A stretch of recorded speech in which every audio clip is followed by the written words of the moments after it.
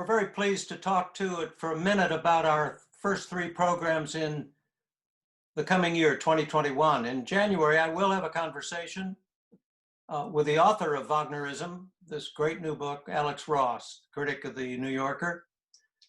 And we'll talk about the book and some other things as well.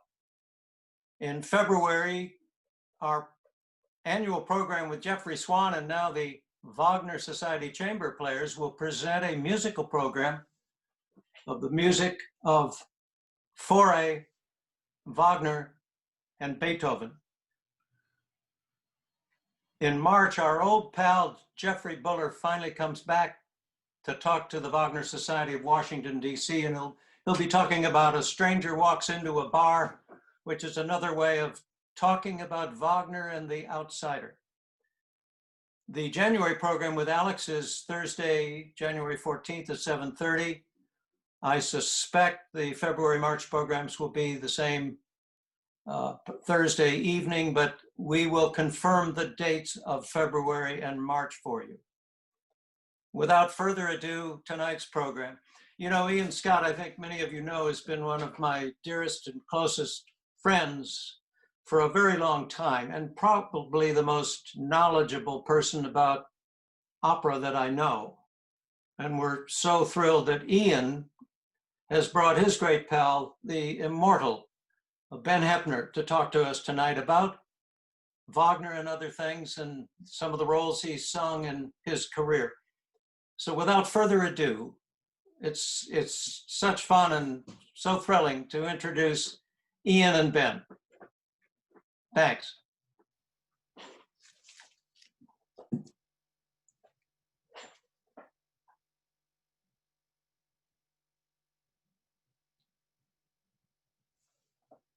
Good evening, everybody. My name is Iain Scott in Toronto, and it's my privilege to be with you together in the Washington, D.C. Wagner Society through the great generosity of Jim Holman. I've given a number of talks to the Society, but tonight is very special because we have the opportunity to be in the presence of one of the great Wagnerian tenors of our time. I was not able in my time to hear Kirsten Flagstad sing, but I did hear Birgit Nilsson, I did hear John Vickers, and some of the greatest times I've had in the Opera House have been in the presence of this man, Ben Hepner, who I've known from the beginning of his career back in 1988 through to his retirement from the stage, at least the retirement from the stage in 2013. We've had a long association together. So let's start by asking you, Ben, well, let's start by asking, what are we seeing behind your head? I see things on the wall, I see things on the what are we seeing here? Well, this is the one little corner of the world in my fireplace. I have shelves on both sides. And what you're seeing over my right shoulder here, you see the green sort of glass, obscure glass thing, that is the National Art Center Award for outstanding performance. And you see a Grammy beside it and a Grammy above. And then that sort of a thing, that bowed thing, is called an Echo Prize. It's the German equivalent of a Grammy, or in Canada we have a Juno. And over here is my Order of Canada. I'm a companion of the Order of Canada, which is the highest honor that one gets. And this is, wait, I've got my finger in the wrong one. That's a neck thing that you wear at official functions. That represents the companions of the Order of Canada, as does this pin. Wonderful. Well, we're all very proud of you, Ben. You know, what are you, now that you've retired from the stage, how are you spending your time in this pandemic? Well, as I was before the pandemic, I'm doing radio now. I host Saturday afternoon at the Opera on CBC Radio Music. And that includes the broadcasts from the Metropolitan Opera that start on the first weekend of December, and they run through usually the second week of May. But this year we're going to be going archival performances all the way through the first week of June, I believe it is. That certainly keeps you very busy then during this pandemic. It's a halftime kind of a gig. And I also have another show called Backstage with Ben Hepner, which is a general music program, not specifically opera. And I get to play all kinds of interesting music and tell my stories about my life on the road and just some fun stuff from my life. Okay, well, let's talk about you and your time on stage. We're going to talk to you tonight as a Wagnerian tenor, but you had a very, very wide repertoire that you sang. In Italian, you sang things from Mozart. You sang, I think your Met debut was as Idomeneo.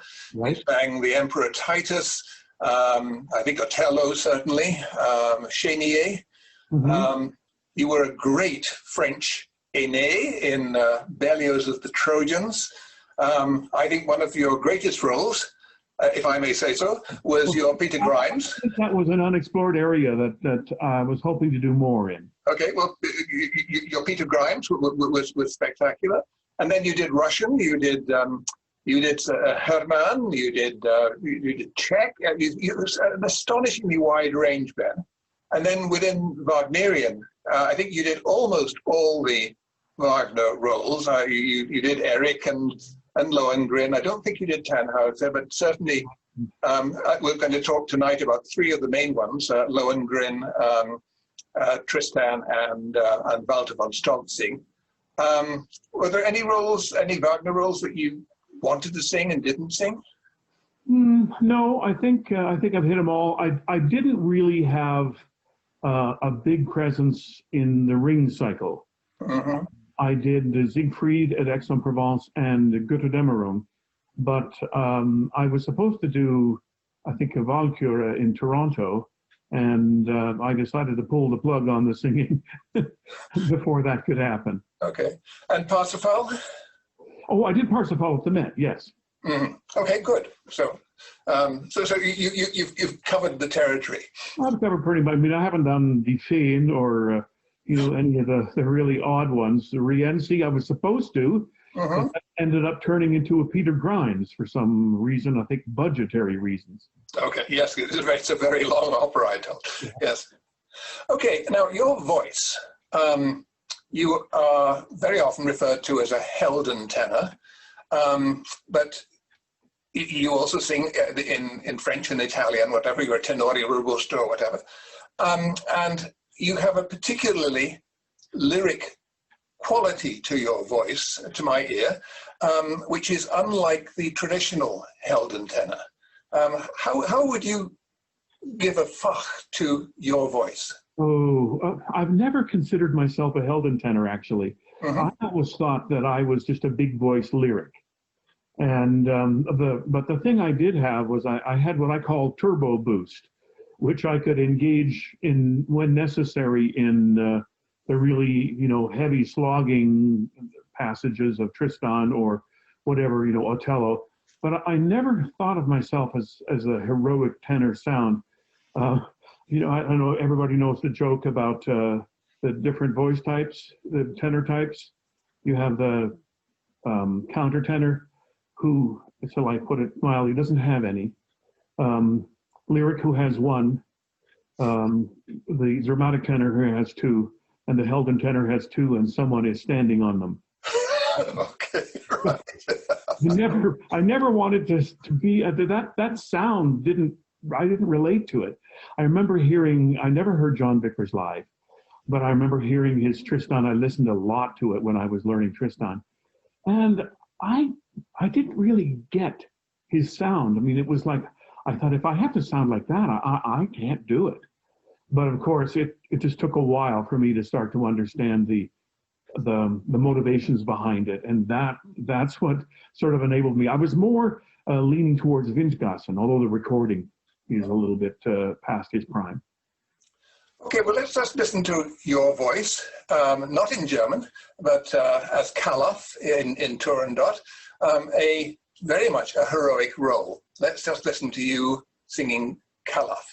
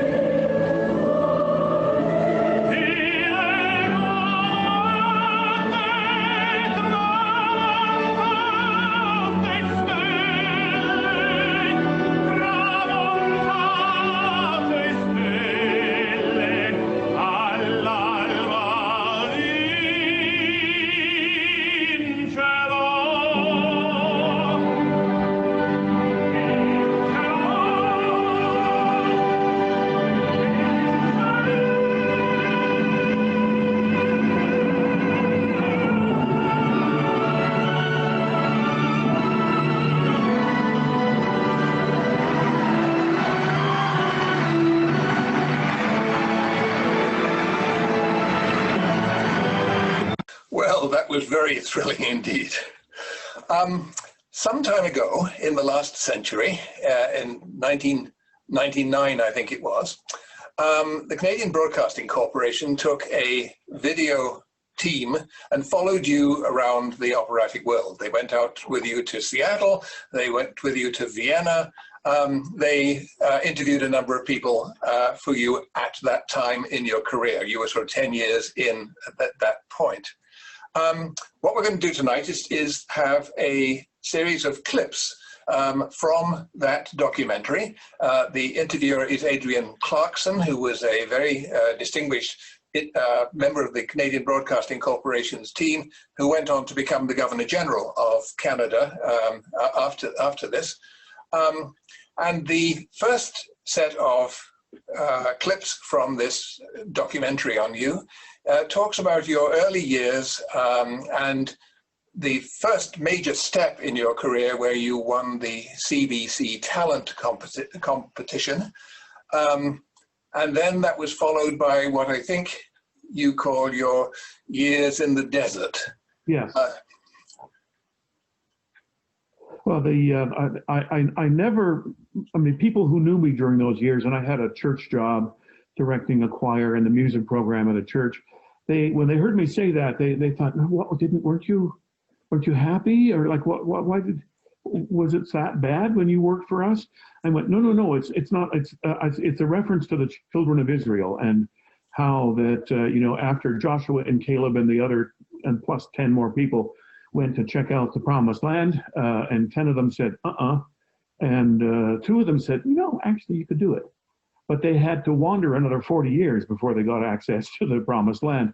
And they learned a lot.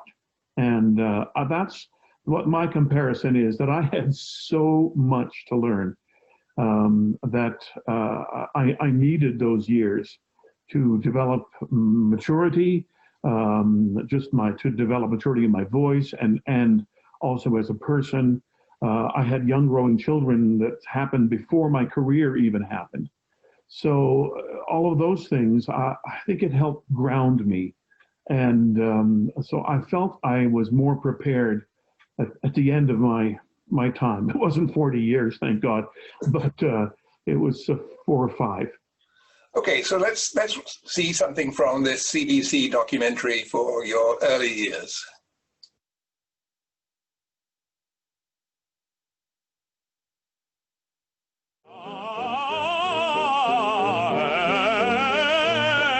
A young Ben Hepner was not practicing his distinctive scales while growing up in Dawson Creek and the Doe River farm country in northern British Columbia. It's a really unique, it's a wonderful openness that to grow up with. And the weather, of course, if you don't like the weather, just wait 4 or 5 minutes, it'll change.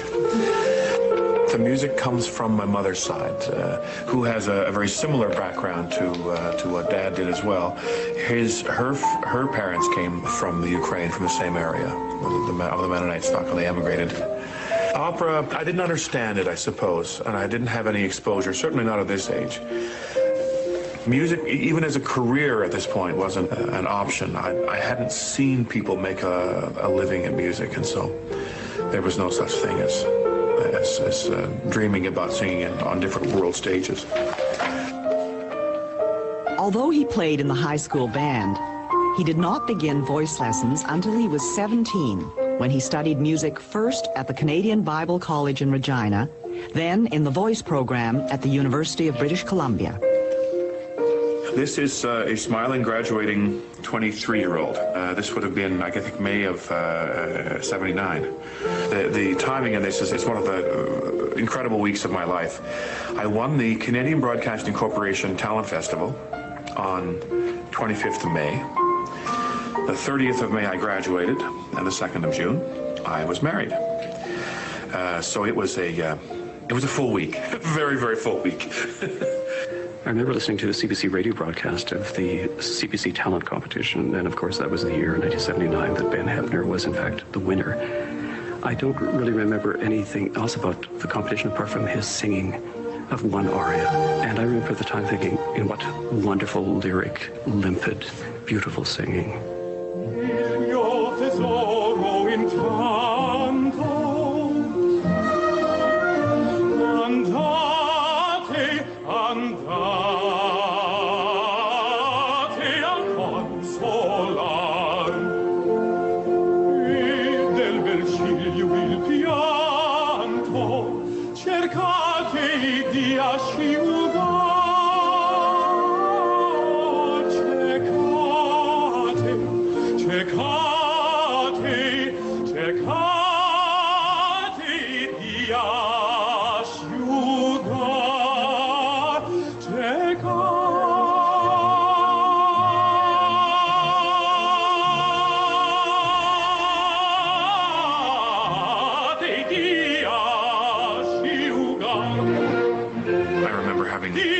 Just won the CBC Talent Festival, and how do you feel? And there was that sense of being like the child who just learns how to tie a shoe and bursts into tears because when in question why he's crying, he's, well, now I'll always have to tie my shoes on my own.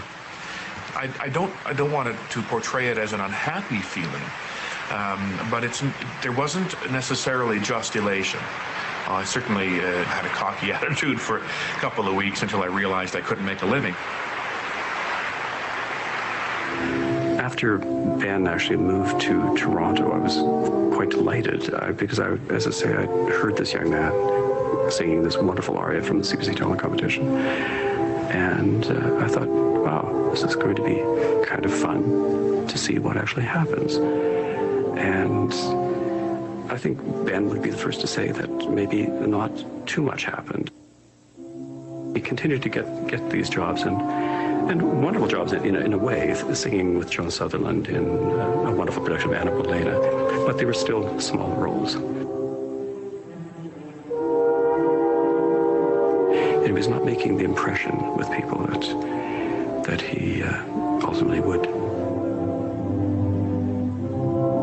I don't call them the dark years. I call them desert years. And that's a specific reference to the children of Israel in the desert. It was an incredible growing experiences and lessons that needed to be learned. So it's wrong to look upon them as dark years. They're dark only in that I wasn't heard from a lot. I didn't get a lot of work, although I was available. And people would, are you available? And then I'd say yes, and they'd hire somebody else. So, Ben, your years in the desert were 9 years, but from 1979, when you won that competition, through to the next most important stepping stone in your career is 1988. And before 1988, perhaps the most important thing that happened to you as an artist, you came to the attention of William Bill Neal, the singing teacher, and Dixie Ross Neal, the vocal coach, husband and wife team, and they prepared you for the great win of the Metropolitan Opera auditions and the Birgit Nilsson Prize.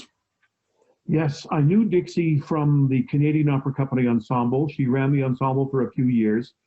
And she pulled me aside one day and said, look, my husband is coming to, he's moving to Toronto. She'd moved in the forefront, sort of in the vanguard, to Toronto, and he was still finishing up stuff in Europe.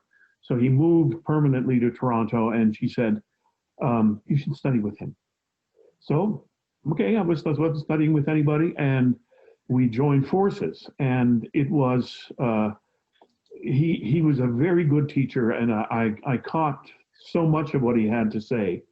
So he quickly, after 3 or 4 weeks of lessons, he said, I think you should learn the Jugendliche Heldenfach. And I said, no.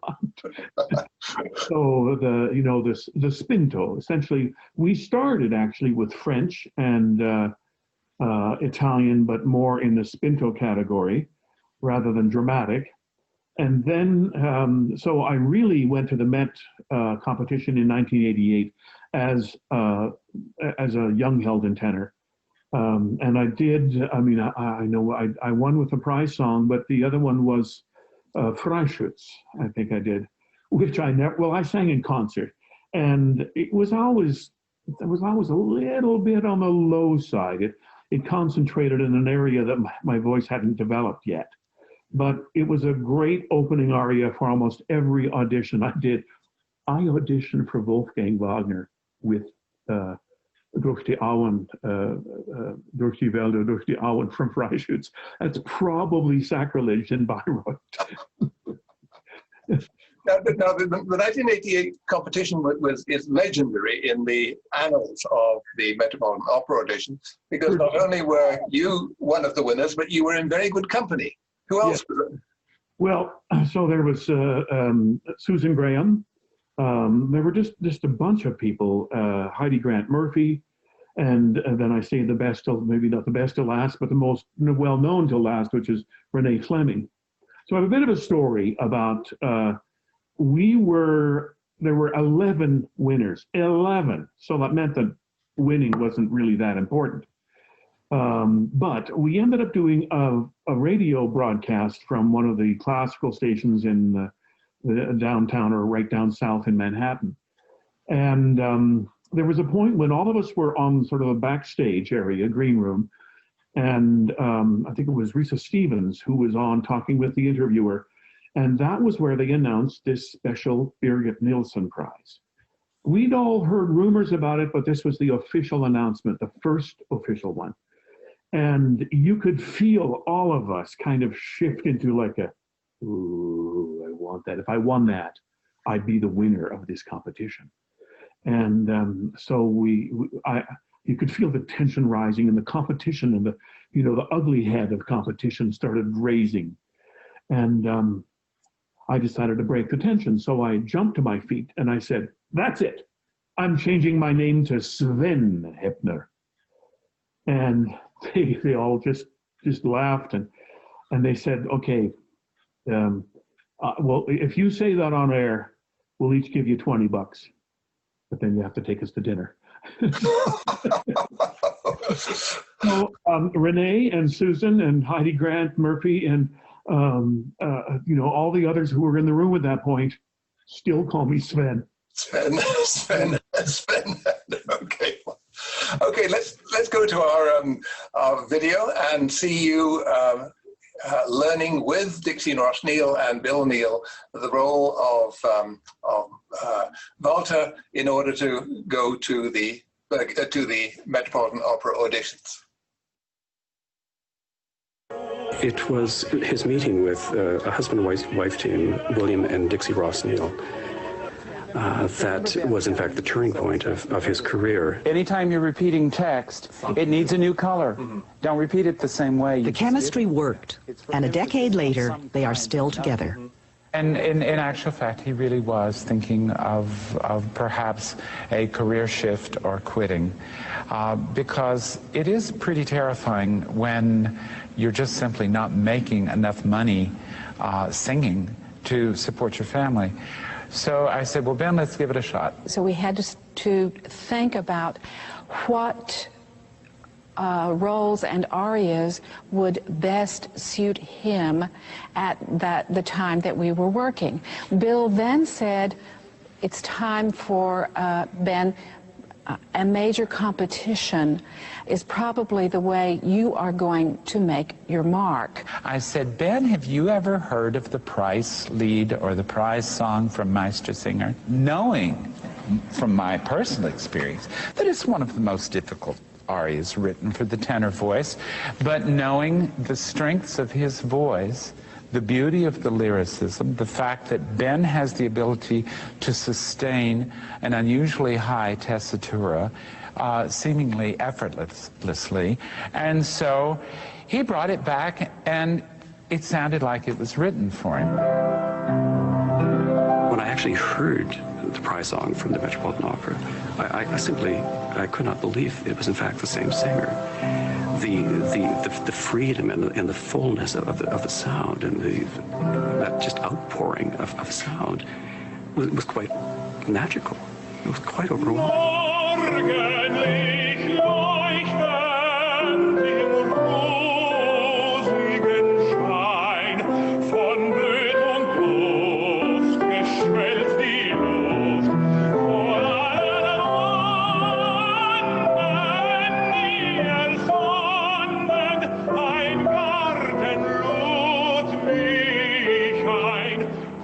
Unter einem Wunderbaum von Früchten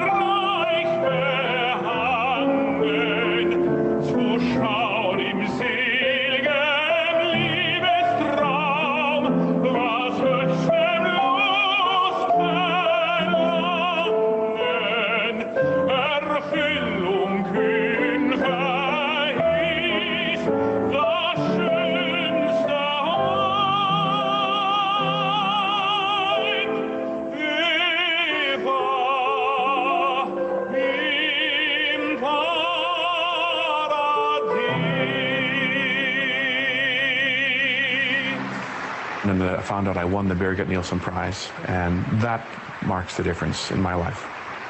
The legendary Wagnerian soprano Birgit Nilsson personally chose him for the Met Prize named in her honor. That was the kind of voice everyone was dreaming about, you know. Immediately, when I heard Ben Hepner, I said, that's it, that's it. I found him absolutely stunning. The audience also felt that they were part of something quite special. Okay, well, let's go to Die Meistersinger. Let's go to your Met performances, and let's start with that most iconic gasp when Eva looks up, sees you in all your finery, and goes, "Oh, it's Ben." I just watched this, and I'm like shocked at the stupid looking on my face. It's like. It seems kind of funny, so you guys can take what you make. Okay, well, here's James Morris as Hans Sachs, character Matila as Eva, and her gasp as she sees you, and then we'll go into hearing you sing the third verse of your rehearsals, here we say, for the prize song.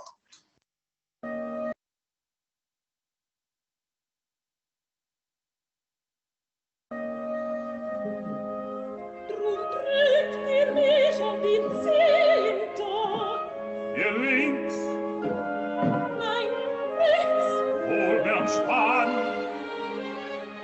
ihr mehr am Hacken, und der Afran. Am Meister ist in dir besonders, schnell mir trägt. Preis wundert mich, dass zu weit und doch drückt der All.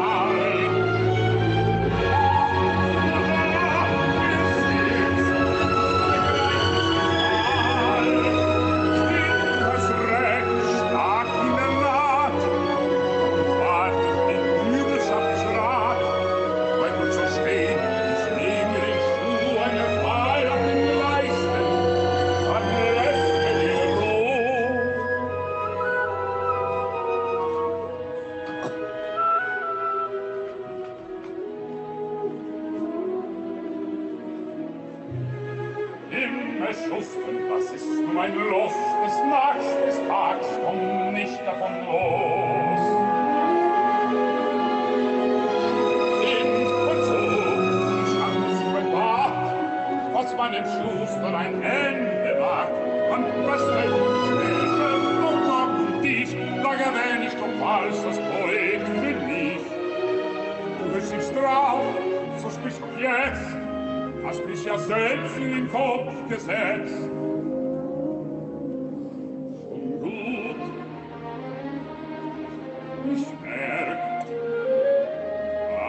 Eine Schuh, singen und wenigstens eine dazu, hörte heut gar ein schönes Lied, wem dazu ein dritter Vers geriet.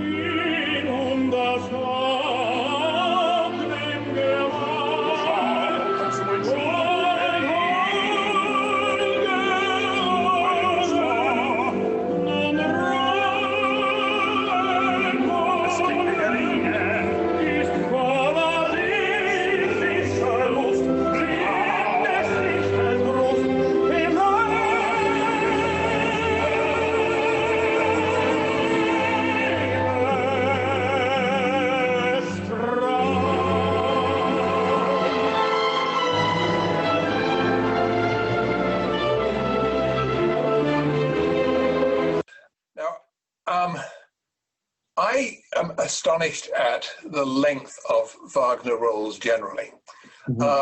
So one of the considerations must be just the sheer process of learning them.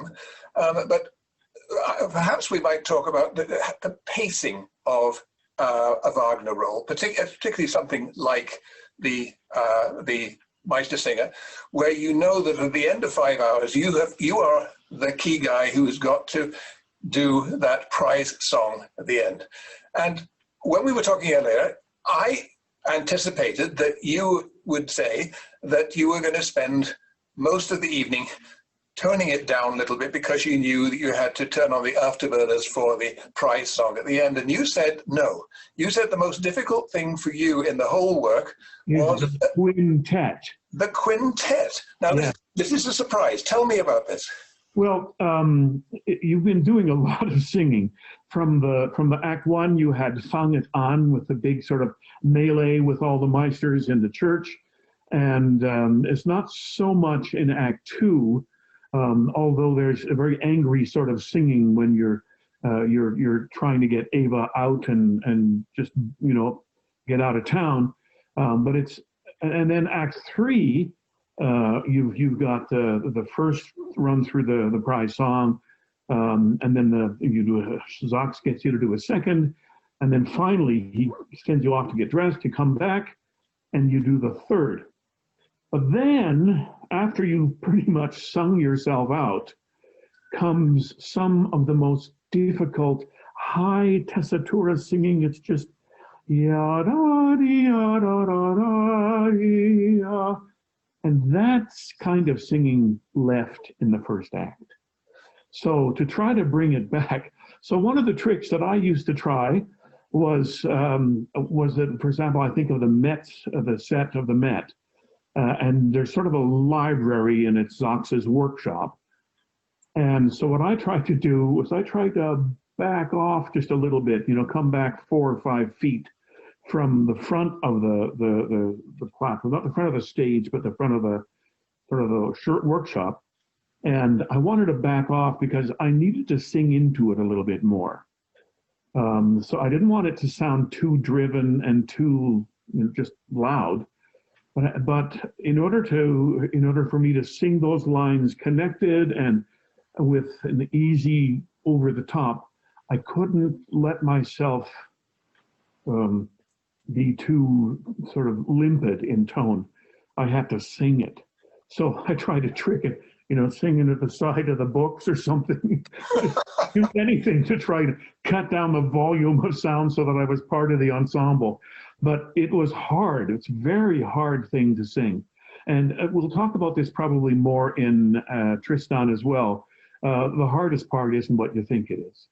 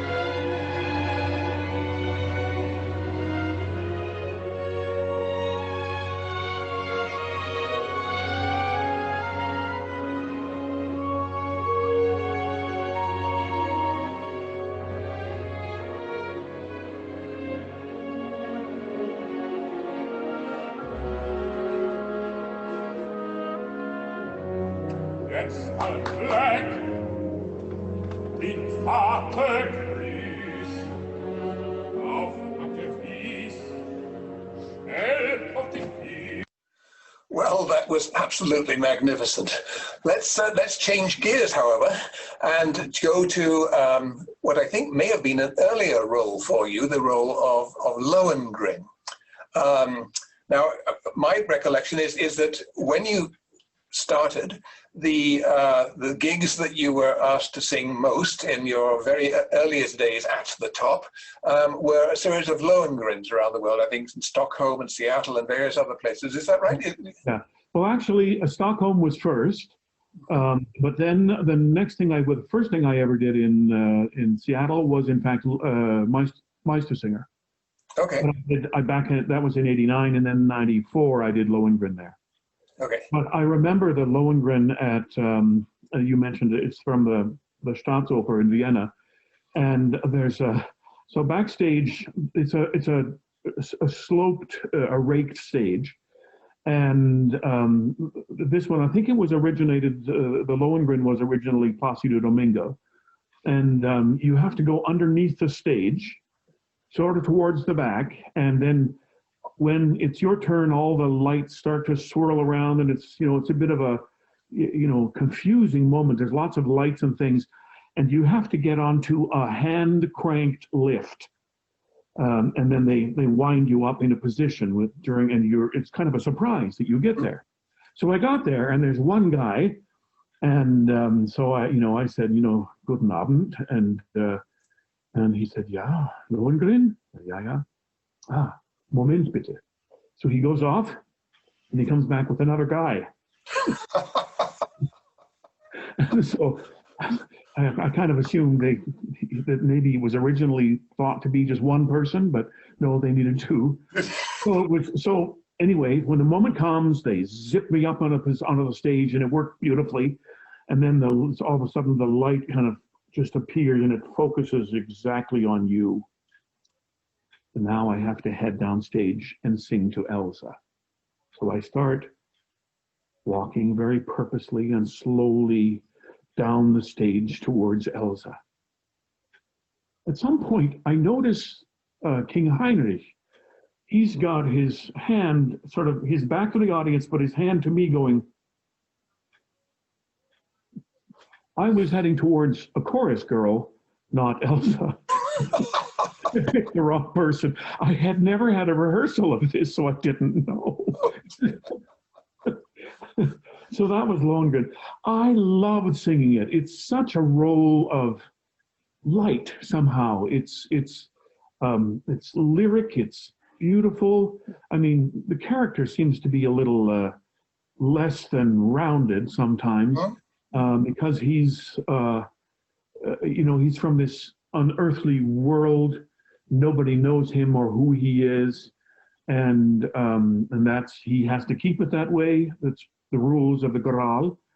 And so I mean, the fact that she finally says yes, I'll do this. I'll marry you. I won't ask your name and your background.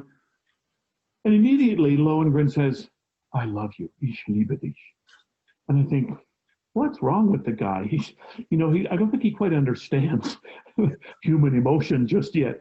But I think maybe the rest of the opera, he finally sort of has to get it, including starting in Act 3, and then when she finally does ask the question, and he's very upset. And in a production in Munich, part of the opera story is that you build a house, because he's a journeyman carpenter, and then he has built a little cradle for their future child.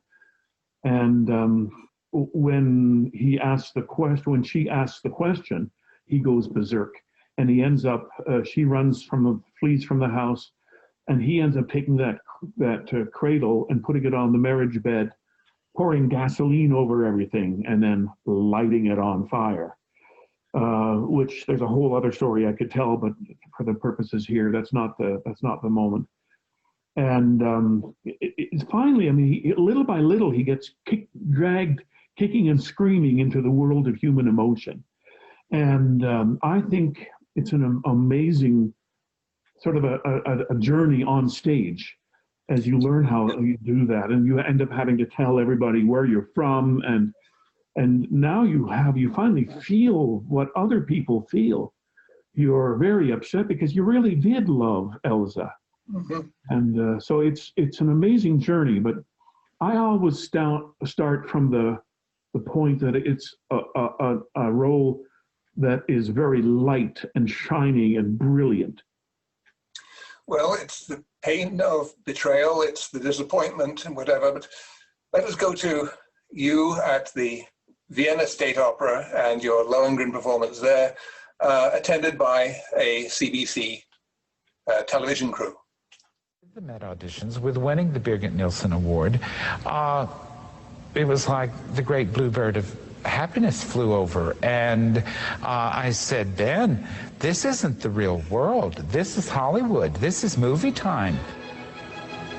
These contracts started coming in, not where they normally would, at smaller and medium-sized houses, but he was entering the profession at the level of the Met, of La Scala, of Covent Garden. And so what can you do? I mean, why should you argue with that? Tenors are always a rare commodity in the world of opera, particularly the dramatic or Heldentenor, who can sing the great Wagnerian roles of Meistersinger, Lohengrin, and especially, one day, Tristan. The Wagnerian world threw open its arms to the new star that had arrived. At the Vienna State Opera, it will be Lohengrin.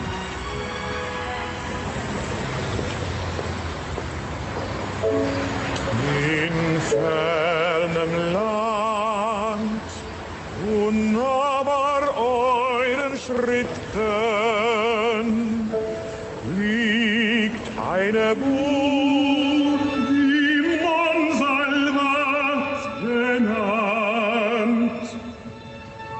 Heimlich der Tempel steht dort inmitten, so kostbar als auf Erden nichts bekannt. Drin ein Gefäß von wundertätigem Segen wird Gott als höchstes Heiligtum bewahrt. Es ward das Sein der Menschen reinster Pflegen, hierab von einer Engelschar gebracht. Alljährlich naht vom Himmel eine Taube, neu zu stärken seine Wunderkraft. Es heißt, der Gral und selig reinster Glauben, er teilt durch ihn sich seiner Ritterschaft.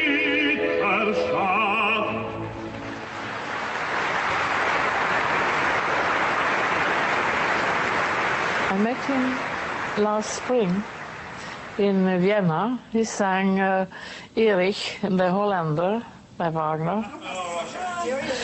I don't think he remembers me. I don't think he knows me. You know. And when I came, down the stairs, "Oh, Birgit," he said. This was wonderful. I think he has a very good technique. He's not, making a very broad sound. He's concentrating, singing rather slenderly, the way I used to sing. He has that intensity in every note. He's a good-hearted person, and one feels, when one is sitting in the auditorium, that he sings for you, because his heart is with him. Shall I pour Christian? Oui.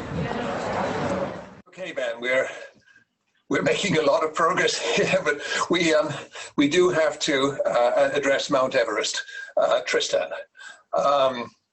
And For you, you were the Tristan of our day. A wonderful role for us, a wonderful role, I think, for you. And we're going to end with you and Tristan. This really is a mountainous role. Tell us something about how an artist like yourself learns a role of this length. What's the process? How do you, where do you start, and how long does it take? It takes about 2 weeks more than I actually have. That's kind of what happened. When I got to Seattle for my very first Tristan, it was 1998, I believe. And I tend to learn on my feet more than I do just sitting at the piano and going through it, or even with a coach. It tends to be with the staging, so that your position on stage and your body tend to, for me, they tend to come together. And then all of a sudden, that memory snaps in, but it's always late. And that was one of my big bugaboos. I couldn't get stuff sort of into my head, into my body earlier. But Tristan just took forever. I remember traveling. I had to go to Ottawa for a social thing. And basically my wife drove, and I was trying to learn Tristan because I was needing every single minute. And it takes a while to kind of get it into your body too. It's not just like the notes. It has to have a feeling of inside and the depth, and make sure that you have kind of a roundness, a capsule that you sing it in, because it needs that. You can't all rely on your chords. It needs your whole body involvement. And so it took a while, and like I say, it always seemed to take 2 weeks more than I had. The third act is Tristan's act.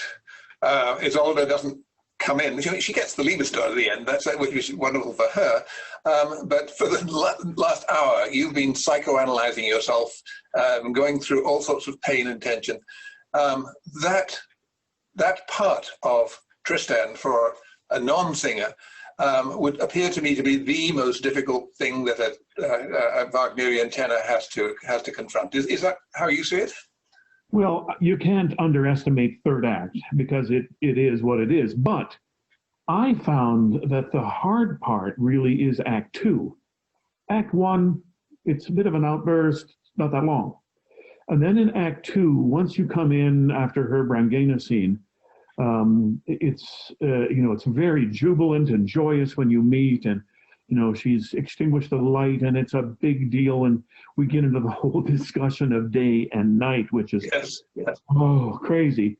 And but the time you get to O sing her nieder Nacht der Liebe, which is very beautiful and quiet, and it's lyric.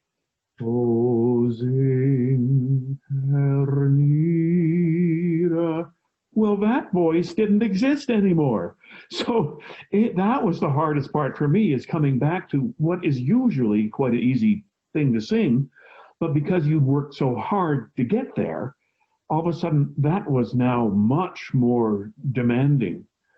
And then when you get to Act 3, you start, you're unconscious, you come little by little, you come to consciousness, and something about it is you're everybody knows you've been unconscious. They know that you've sung your lungs out in Acts 1 and 2, and it almost helps if you don't sound perfect. But as you go, your voice will somehow engage, and it builds and builds, and it reaches the first climax, and then there's a collapse. Mm-hmm. And then another one of this very same pattern, where you get to, you start slow, and then you build up to a climax and collapse again. The only place that really starts in a big outburst is where you get into that madness scene, where you 5/4 and all sorts of different signatures that are hard to learn and hard to perform. But that's the only place where you have to come in full strength and just go for it. So the fact that it's kind of paced in a really good way, it's much more natural for to sing Act 3 than it is Act 2. Well, let's hear a little bit from the documentary about you and the role of Tristan.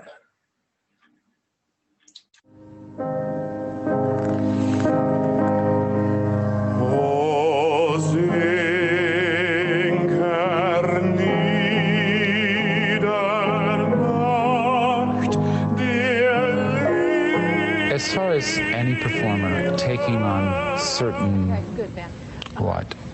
certain roles, but they are the peaks. Why does a great actor want to do a Lear? What? Yeah, careful of the D flat. These are roles by which the world measures the greats.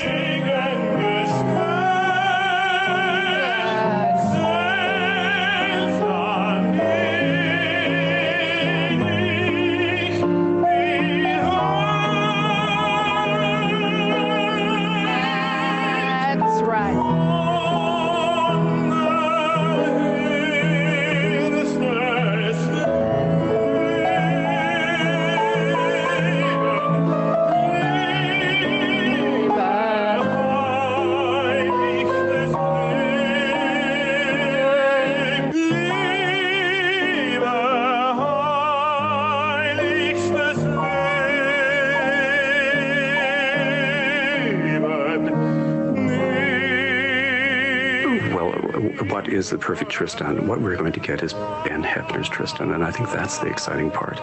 It's how you approach the role. He'll approach it with great lyricism and great sensuality. And I think he's a smart man. He'll know how to pace himself, and he'll do it with his voice. He won't try to be a Melchior. He won't try to be a John Vickers. He will be simply Ben Heppner. With Tristan, that indicates that I'm doing the bigger roles. I mean, it doesn't get any bigger than Tristan. And it doesn't get any bigger than playing Tristan in the Mecca for all Wagnerian singers, Bayreuth, the city in Germany where Richard Wagner built the opera house devoted to his complex mythic works. The man who now runs Bayreuth and who can make an invitation possible is Richard Wagner's grandson, Wolfgang Wagner. Est-ce que vous croyez qu'il est un bon Heldentenor? Sie sehen allein daraus, dass ich mich an sich für ihn interessiert habe, dass ich viel von ihm halte. Ich habe immerhin so weit gedacht, dass ich ihn gefragt habe, ob er Lust und Zeit hat, in Bayreuth zu singen. Qu'est-ce qu'il a dit? Sein Agent hat mir erklärt, dass er also in den nächsten Jahren nicht verfügbar ist, da er voll ausgebucht ist. Ich bedauere sehr, dass er keine Zeit hat, bei uns auch einmal mitzumachen. I struggled with the fact that I didn't want to spend 3.5 months in Bayreuth. It was as simple as that. If he wants to ask for 2002 or 2004. Ich kann nicht 4 Jahre warten mit dem Engagement. Gell? Ähnlich wie gesagt, wenn ich also früher Wunschtraum hatte die Sophia Loren zu heiraten, aber sie hat jemand anders geheiratet. Of course, one thinks of Heldentenor as wanting, because of the mystique of Bayreuth, that is the Mecca, that you have to go to Bayreuth. You have to because it's Wagner. I have to live my life by my own choices rather than others, and that's a decision I came to only relatively recently, and it has given me hope for sustaining a career. So it seemed to be a better choice to wait when my kids are maybe out the door. Then I think I can give them some more time. So those are the choices I made, and if it limits me, it limits me. It's not Bayreuth. It's Geneva where Heppner has decided to perform his first Tristan, Act 2 in its entirety in concert.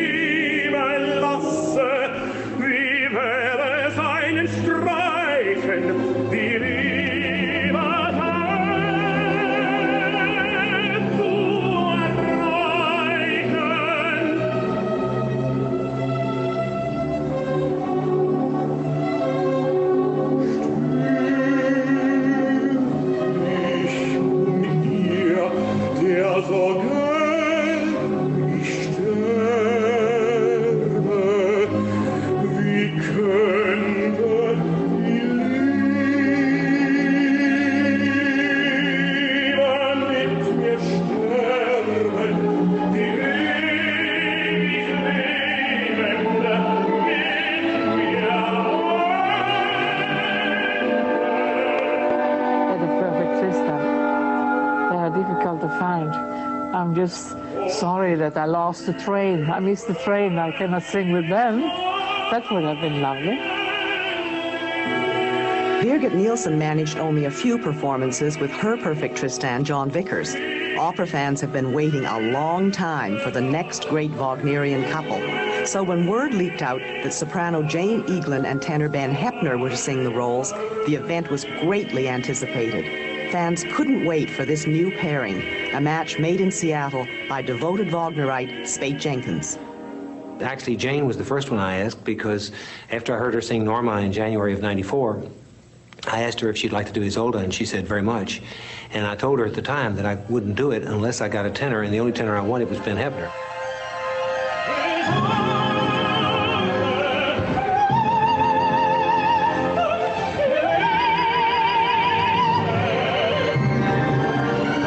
Certainly, I think no singers in the lifetime of most opera goers today have sung these roles in quite this same way, with the same combination of power, dramatic credibility, and real vocal beauty. And I think this is what stuns people that I've talked to that have heard Heppner and Eaglin together.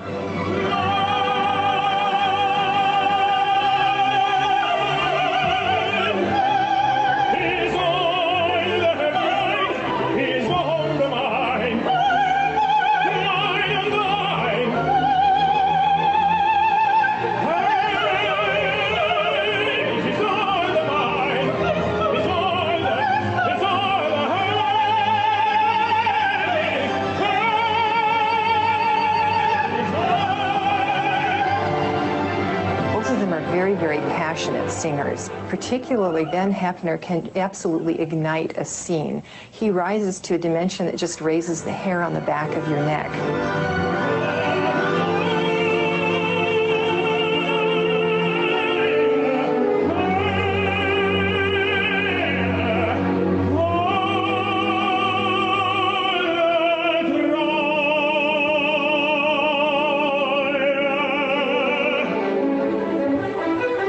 Ben is, I think, absolutely right for Tristan because of all the singers I've ever known in my life, he's the most grounded.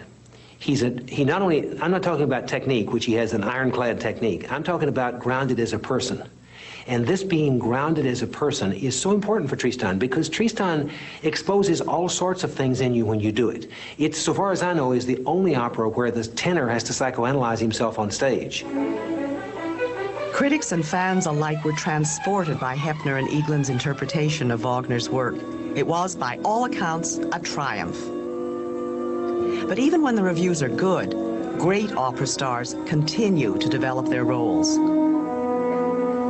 I was in a really unusual position for me, finding that my voice was in fact playing catch-up to the dramatic action that was happening. I felt very good about what was happening in rehearsal, that I was getting a line, I was finding a nice path through the piece, and finding that my voice wasn't enduring the stress that it had to go through. And you know, my big thing is endurance. I've been able to sing pretty much any opera without tiring. And everybody was saying, oh, but everybody has trouble there. Yeah. It's not the way I wanted it to be. I wanted to be able to do it the way that I know I could. And it wasn't until probably the second performance where I really felt that all of a sudden the vocal art caught up with the dramatic art.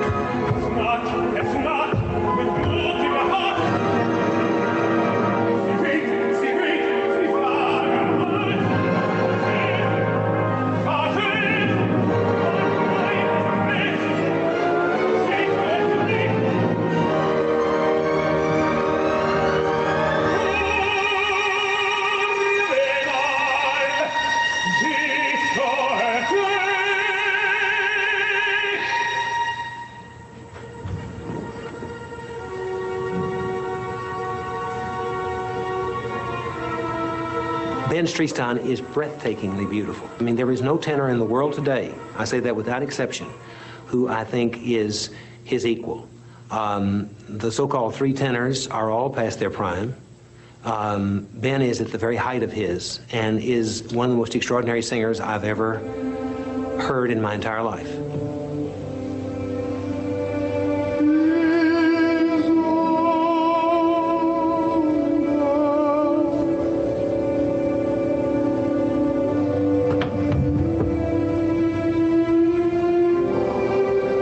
piece is so deep and has so much depth to it, I don't ever think I'll plumb the depths of it. But I feel like this role will last me the rest of my career. I'm hoping I can sing it, for many years to come.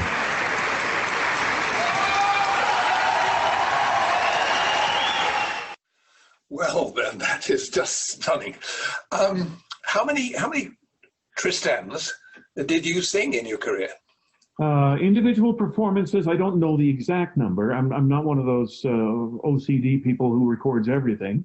But about 70 to 75, I guess. And how many productions would that be?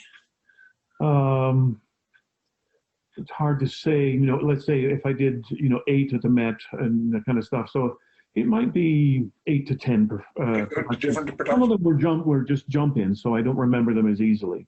Mm-hmm. Well, let's actually talk about you with different productions. I think you were telling me once sometime about you doing a production of Tristan in Florence. Tell us about that. Yes, it was in Florence. Deborah Pulaski was my Isolde, Zubin Mehta in the pit, and the Italian stagecraft people were at work, meaning that for the dress rehearsal, everything was, we only had work lights for the second act. And so we arrive at opening night, and we get into the second act, and they have done something or other. So they got Giuseppe up on the catwalk with a spotlight, and he's told just point the light at whoever is singing. I think that's probably what they told him. So we started into the whole Tag und Nacht thing, and it's real dialogue back and forth between Tristan and Isolde. And but we realized that every time Isolde was singing, I had the light. Every time I was singing, Isolde had the light. And it was kind of comical. You don't think about it because we're sort of involved in our own kind of battle on stage. We're not thinking that much about lights at that point. But we looked down and we looked at Zubin Mehta, and he's got his head on his hands. He's just shaking. He couldn't believe how bad the lighting was. But I have to say that the performances were excellent.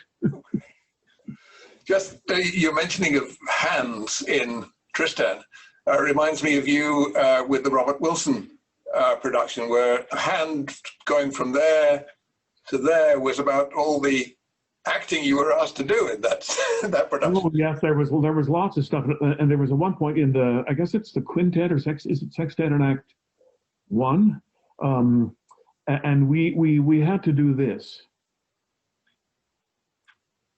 We had to hold our hand, and we had our palms were painted with light reflective makeup. So the spot was on the hand, not on our faces, but on our hand. And we were told to have our hands sort of like that. But one of the things I would tell my friends is that they should watch when I finally did this. I was not supposed to do. This was me saying, "Hi, everybody. I'm glad you're here." May you prosper in life. Yes, indeed. Me and Bob Wilson, we had our run-ins. He wanted me to sing all the high stuff in Lohengrin without making any expression on my face. And I said, if I do that, it'll sound like there's no expression in my voice. I'm one of those who sort of needs to get involved in to find that color, I have to create that color in my body. And and the other thing he wanted was isometric tension, so that the hand would be like this, but it had to be, you should be able to push against it, not to move it. And I said, well, if I do that, the tension will crawl up my arm into my shoulders and therefore my throat. And in 25 minutes, I'm going to be having difficulty singing. So I said, I can give you that, which doesn't look that much different, but it was not isometric tension. And so I survived those performances better than a lot of people. The King Heinrich, who had a really difficult train to work with. Renee Papa was one, and I'm trying to think the other ones I sang, but anyway, they had this long train, and they ended up going almost every day after every performance to chiropractic work to get the knots massaged out of their back. I was okay because I had learned to keep my body relaxed. Well, Ben, I'm very conscious of our timing, and that one of the most important elements of our discussion tonight is, in fact, you talking not with me, but with the members of the Wagner Society of Washington, D.C. So I think, so thank you very much indeed for all those insights and anecdotes. It's been magnificent. And we're going to turn the tables back to Washington and to Will Stewart, and he's going to be he's going to look after the Q&A session from here on in. So let's go back to Will Stewart in Washington. Wow, thank you so much. Ben, thanks for joining us. Oh, delighted. Can you hear me? Because I've got a microphone thing here that's different than usual. I hear you perfectly. Thank you. Perfect. Well, we do have quite a few questions. People have already kind of started writing in, so I'm going to jump right into the Q&A. Let's see. Pierre Cotter said, I consider your April 1993 recording of Walter von Stotzing in the Schwalisch Meistensinger one of the finest in your legacy, and the critics praise it highly as well. Did Schwalisch at that time offer you to record other roles such as Lohengrin or Tristan? I don't recall that I had any other offers from Maestro Schwalisch. I did a number of concerts with him, a number of operas, but recordings, not so much. Great, thank you.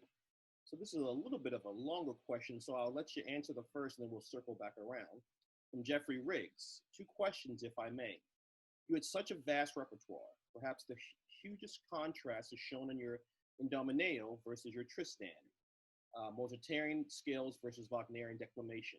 So my first question is, was there any role in your rep that in a way embraced in one and the same evening something of the passage work in Mozart and something of the declamation in Tristan?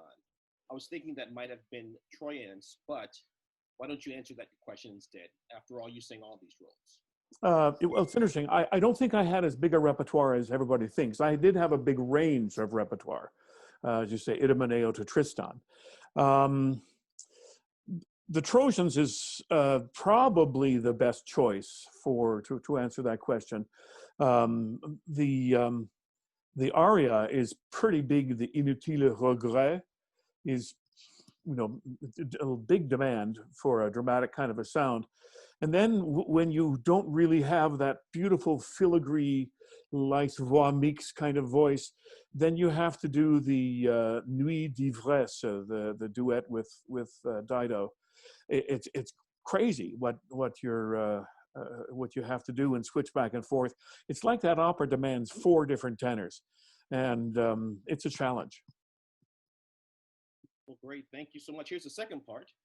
The moment when I realized you were the finest tenor of your generation was when I first heard the scene with the inspector in Meteague. It was hair-raising, and I felt grateful to be alive. Did you have the same feeling that the scene was a huge breakthrough? If not, was there any particular scene for you that told you something multidimensional is happening here? Is that Meteague? Yes, Meteague.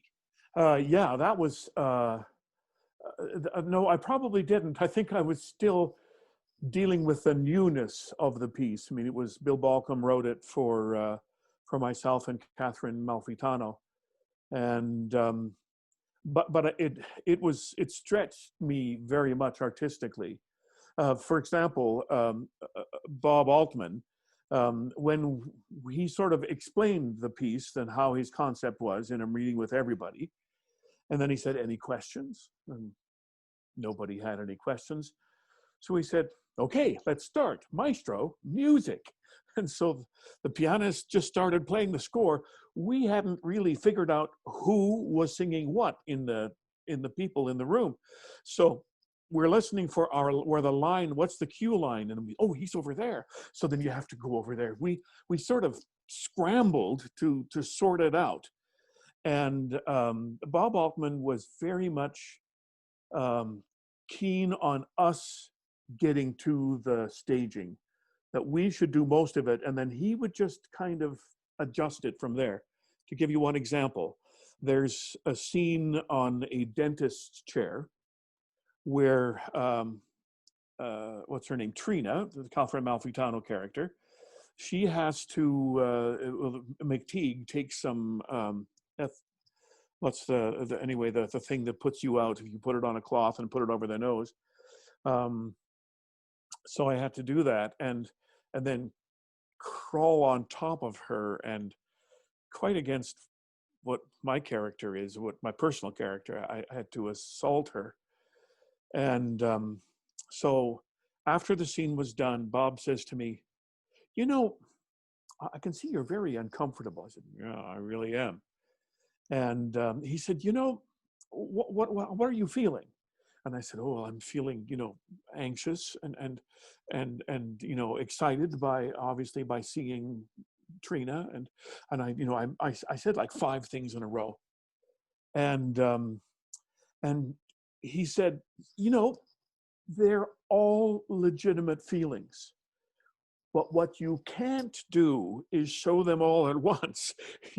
You have to make a sequence of those things. You have to make a transition from one emotion, one feeling to another. I thought, wow, I wish somebody would have explained that to me earlier, because it was very useful in the following years to use that as, no, you can't feel all these things at the same time. You can only show the audience one at a time. Great, thank you, Ben. I think people were having a problem hearing me. Hope they can hear me now. From Daniel Copty, your singing career in Wagnerian roles lasted for several decades. What is it about your singing technique or the roles that you decided to accept that enabled you to continue singing Wagnerian roles for so long? Well, I don't know that I had a really big plan, but I started on the light side. You know, I did Eric and Dutchman, Walter and Meistersinger, Lohengrin. And I didn't do a lot of really big stuff. It was probably Tristan was my biggest role, and it was quite a bit beyond anything else I'd done. So here's how I decided to sing it. I was given the offer by Spate Jenkins at Seattle Opera, and I thought, Tristan, oh my stars, like, can I do it? So I phoned my vocal coach. You've heard her talking to me earlier on. And I said, Dixie, I've got this offer for Tristan. What, like, you think I can sing it? And she said, well, when is it? And I said, in 1998. How old will you be? 42. Well, if you can't sing it by then, you'll never be able to sing it. So on that basis, I said I could sing Tristan. Great, thank you. This is actually, and we haven't really mentioned Iain. He was the person who put all this together, so thank you, Iain. Thank you, Iain.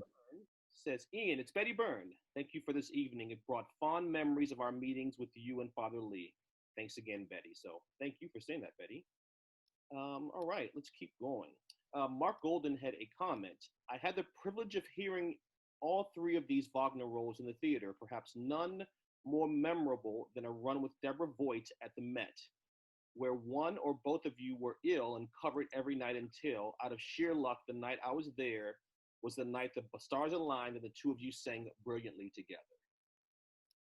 Oh, that was quite the time. 2008, and actually, I was in the hospital. I was in the hospital for 9 days. I had a blood infection, and so I came home from the hospital in time, and I was getting all the updates from everybody else when Debbie threw up just off stage, and you could be heard throughout the entire house. And I've forgotten the name of the tenor just now. Forgive me, but he had sort of an incident with, there was this sled that was lowered on a tensioned wire, and it somehow it lost its tension and it just started careening down the rake stage towards the prompt box. And finally, apparently the prompter shouted, "Watch out!" And he had the good fortune or the smart presence of mind to just lift his head, and so he didn't personally get hit, but the opera had to stop. So with that in mind, all those things happening, I came back for the fifth performance. Oh, and the soprano was different, but the sixth performance, Deborah Voigt and all the original casting was back in place, and it was one of those things where, you know, your mother would have written the review. It was so glowing. I could have sung a phone book and they would have been happy with it. Well, that's great. Jeffrey Riggs said Gary Lehman was there for the action. Thank you, Gary. Sorry, Gary, I couldn't bring your name to mind. Right. Pierre asks, why did you never sing at Bayreuth? Well, I watched that little clip with Wolfgang Wagner, and he did ask me, I don't remember what year it was, but I had decided that I needed to make a change in my career a little bit. I had already reduced the number of weeks that I was willing to go on the road, and that was 30. I didn't say it out loud to the public, but that was the number. And the other thing was, I was missing a lot of my kids' lives. They were starting to go to summer camp, and they were having, you know, music camp or regular stuff. Excuse me, I have to cough. And I had designated the summer that he asked as a summer off. So, in between Salzburg in the summer, we had Seattle in the summer. One summer was Santa Fe. So I did those things. Covent Garden was another place that worked in July. And I wanted that summer off, and I took it. So I said, I'll come in next year and do it for you. But that wasn't the answer he wanted. So it was kind of as simple as that. Go. Comment from Jonathan Terrell. I traveled to Seattle for the 1998 Tristan with my girlfriend. We got so carried away that I proposed marriage. We are still married and named our first son Tristan. Oh, wow. Oh, congratulations. That's terrific. 22 years. Yeah, that's amazing. I didn't propose to my beloved because of an opera, but a little bit of a secret is she plays piano, so she helped me learn music sometimes. Wow, that's great. How nice of her, right? Exactly. From Adrian Hoffman. Hello, Ben. I first heard you in an audition in the fall of 1978 in a small church, I think it's Montreal. I turned to my colleague and said that this is the next great Canadian tenor. I knew it then. Did you, if not, when? Sorry, is that Adrian? Adrian Hoffman. Adrian Hoffman. Oh, yeah. And one of the things that I did was, and I remember that audition, and Adrian was the auditioner for the CBC Talent Festival, which I won a year later, or almost a year later. And in I don't know what piece I was singing, but I made a memory slip, and I ended up kind of wandering into the weeds. I didn't show it in my face, but I was going crazy inside my head, like, how can I get back? How can I get back? And so it dawned on him it dawned on Adrian that I had missed it. So he started looking through the score, and by the time he found it, I had also found my way back. So thank you, Adrian. How wonderful to know that you're on the call. Thank you. Great, thank you. We had another one in our chat. It said, from Martin Smullen, your favorite house, director, conductor, question mark? Oh, favorite house? That's kind of hard. Sometimes my decision is based on where I like being, like which city it's in, as much as it would be acoustic, or sometimes the working atmosphere.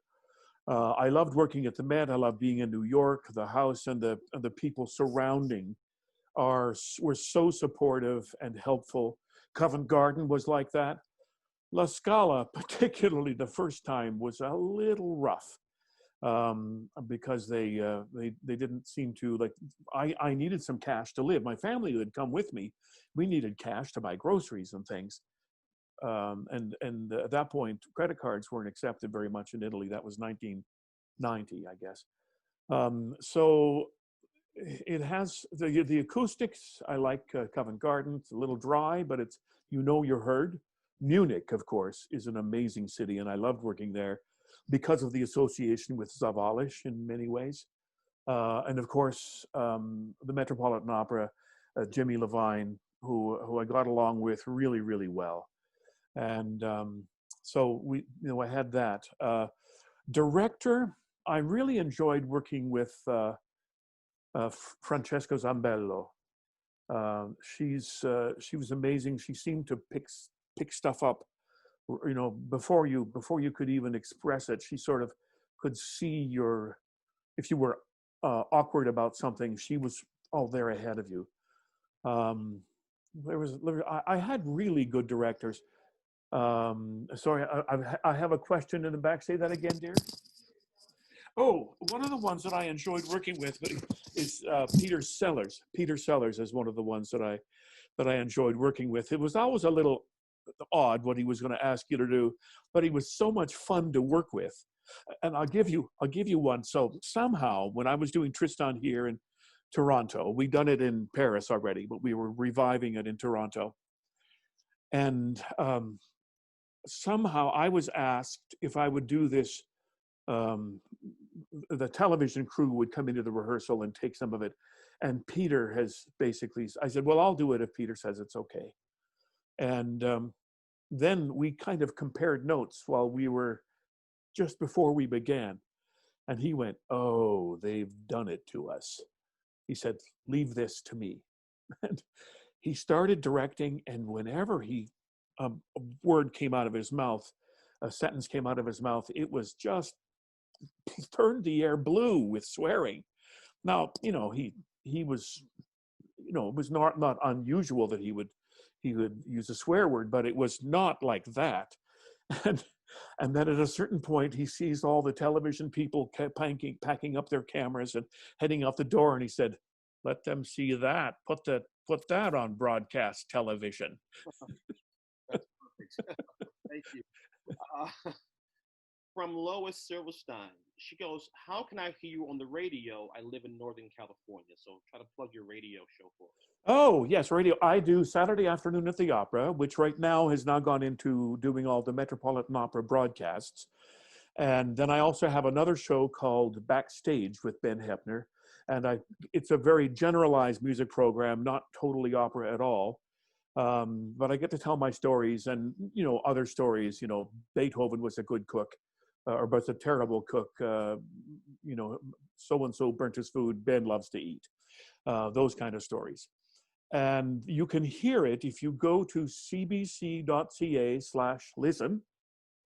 and click on the, for Backstage, you can click on the On Demand tab, or you can listen live on a Saturday afternoon in your time zone. You could probably listen out of the Vancouver time zone. When it just says listen live and you push it, I think that'll work. I don't know that it's geo-fenced. Great, thank you. Bill Harewood has a question out of Burlington, Vermont. The Trojans at the Met in 2003. Lorraine Hunt Lieberson was a substitute and already stricken with cancer. Her only 19th century opera was. Tell us what it was like to work with her. Oh, well, partially, I didn't know that Lorraine was any kind of a substitute. I wasn't aware of that because then it was moved over to Michel de Jong. But Lorraine she's not from my experience, she wasn't a particularly warm, effusive kind of performer. But she gave everything to you on stage, but not so much as a person. And when I didn't even know that she was suffering with cancer at the time, although I was smelling something that might maybe have helped her with the difficulty she was having. So she didn't sort of mingle with us all, but when she was on stage, man, she was all in, and so intense. And just to watch her, I sometimes would watch her big scene that's on the pyre, and she was amazing. She had just a way of matching her physical movements to the dramatic intensity, but not in a way that felt like it was over the top. It felt absolutely right every time she made a gesture. She was an amazing performer. Yeah, thank you. From Martin, Ben, you're a legend. What do you think of the new generation of tenors, and who do you really think follows you? Oh, that's a hard one because I don't think I know everybody. But let's put a shout out to Isaiah Savage, who happens to be on the call right now. He's a pretty fabulous performer. The ones I'm hearing, and somebody I've worked with actually is Stuart Skelton. He's doing a lot of Peter Grimes, and I think he's doing a Tristan maybe even tonight. I've just named two. There's a really good bunch of tenors out there actually, and by naming two, I feel like I'm missing out so many more. But I think we're in pretty good shape. Yes, I agree with you. From Robin Elliott, as far as I can tell, you only sang Parsifal once in 3 performances at the Met in 2006. That's correct. It must have been so much work to learn that role for just 3 performances. Do you regret not singing Parsifal more? Yeah, it never came back. I didn't, go out seeking more performances of Parsifal, and it would have been nice to do some more, but that's what I got, and it never came back into my repertoire again. From Lou Pangaro, your album of songs by Tolstoy is very dear to me. In some ways, it seems so far and yet so close. How does Ideale relate in any way to Tristan or Parsifal? Ooh, well, I mean, Ideale is very. It's you sing in a very much more quiet, still kind of a way. It's not the really super engaged opera voice, the kind that will make your children's blood run cold. It's just really beautiful and really lyric and sensitive and there's just this beautiful. I don't know how they relate to Tristan and Parsifal. It's just on its own. I'm so sorry, I don't really have an answer for you. No problem. Speaking of Hezekiah Savage, he has a question. Hi, Ben. You already know I adore you, and I am a major fan. Checks in the mail, Hezekiah. But I was wondering, what were Trixie and Bill Neal your only teachers, and did you learn your beautiful sotto voce from them? If not, how did you acquire it? No, it wasn't my only teachers. There were a couple of there was a guy from the University of British Columbia who taught me a lot about being involved with your singing. It's not just singing pretty, it's also you have to sing with meaning. And and I studied a bit with some people might remember John Malloy from Eastman School of Music in Rochester, New York.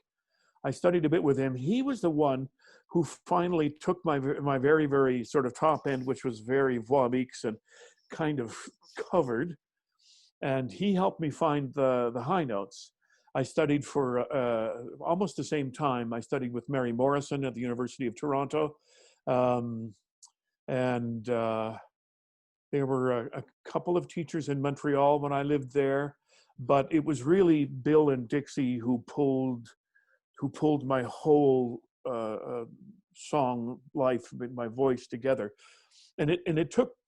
The timing was right. I was in my early 30s, and sort of all the things came together. Now, in terms of sotto voce, I sort of had it in it, in my voice because I did a lot of light singing. You know, Fritz Wunderlich was my first favorite tenor. Then it's kind of migrated to Jussi Björling, but they're pretty close. And then of course Pavarotti comes along and sings his King of the High Seas disc. I got it in the Book of the Month Club, and it became a favorite of mine. He inspired me to go practice, is what he did. And the sottovoce, it was sort of part of my musical desire. I didn't always want to have to sing, you know, flat out. And so I loved being able to be more musical. And fortunately, Bill and Dixie were able to help me accomplish that. Wonderful. Thank you. And thank you, Zakaya. Hopefully people can hear me a little better. I put my AirPods in. Question from Carlton Eugene. Hello, Ben. When did you begin learning the German language and diction? And in addition to William and Dixie Neal, who were your German language and diction coaches? Well, I didn't speak German at home, but my parents did speak dialectical German. So I kind of had it in my ear, although if, you know, it would not be allowed on stage. And then just a natural instinct to mimic a little bit. So I took a German class in university at UBC. And then along the way, a lot of the people I studied with had very good German, and I had an ear for it.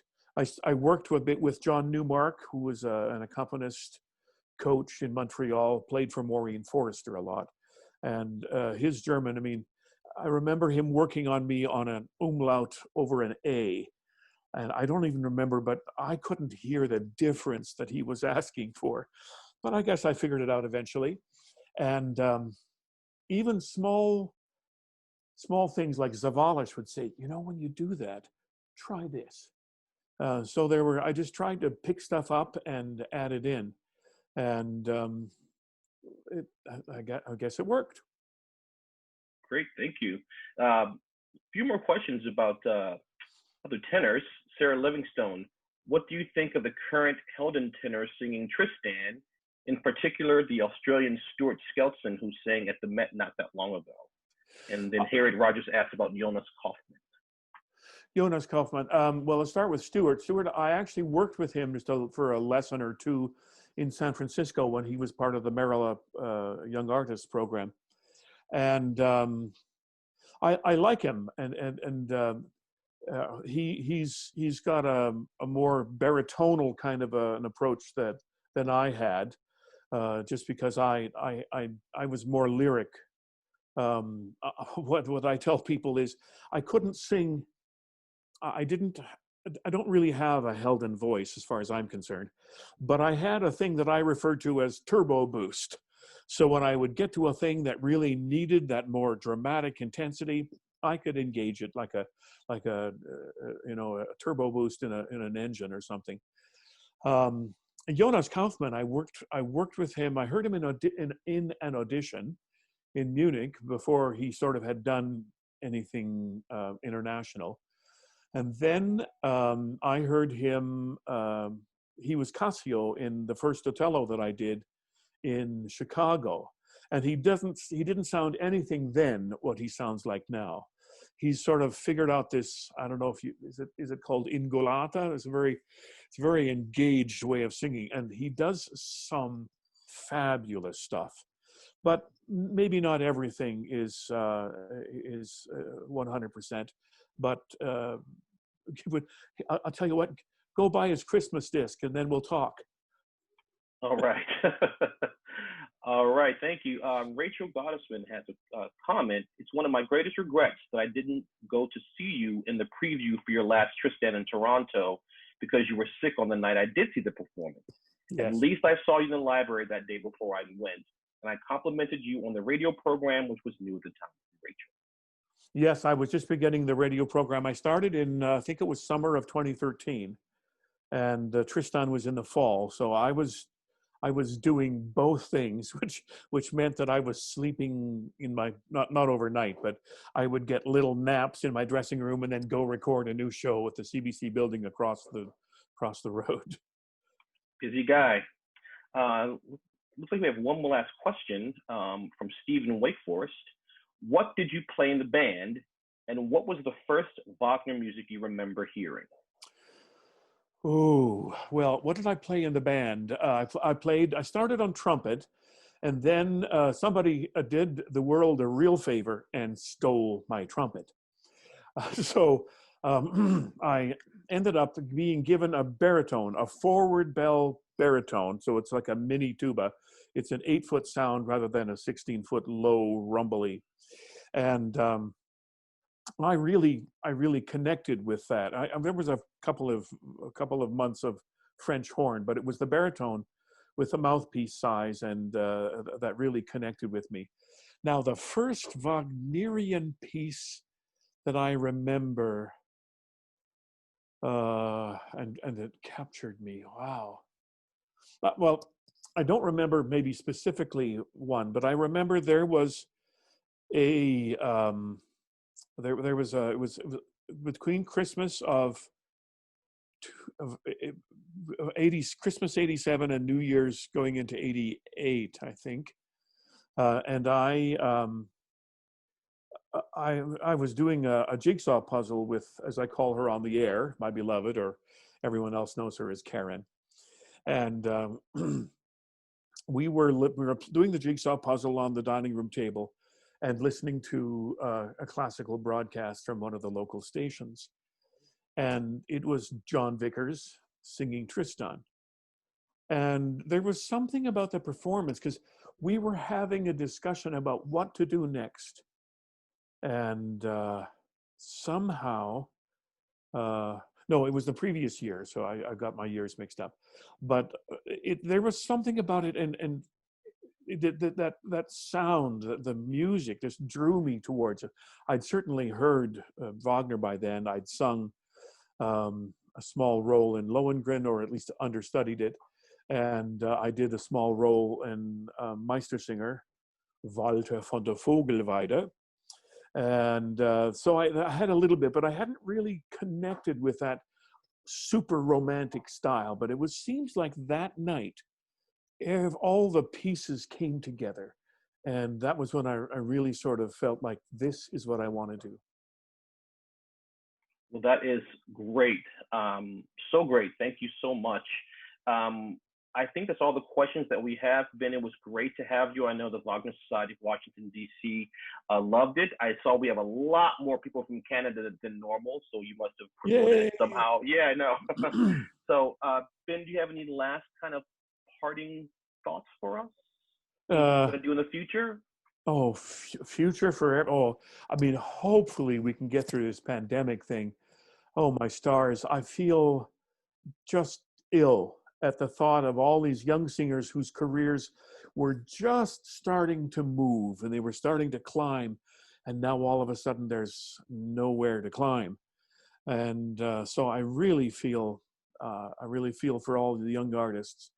And I'm hoping that it won't be too long before we're back on the stage and we're starting to sing to live audiences, because that's when we really know, we really learn how to sing, and people can enjoy what we're doing, and you grow with each time you perform like that. So that's, for me, the future is we need it back. I agree. Thank you, everybody, for coming. I really appreciate it.